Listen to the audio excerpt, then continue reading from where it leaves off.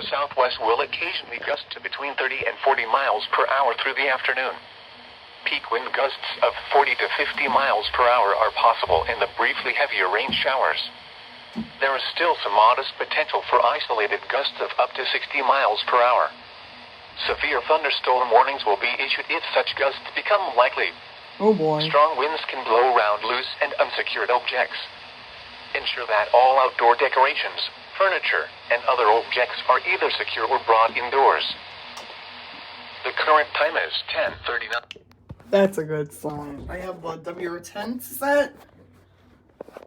On the radio set. I'm actually gonna put my Chromebook on right here. No! So,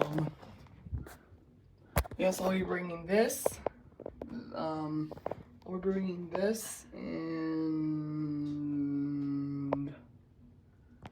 maybe I 120 PSP, I'm not sure.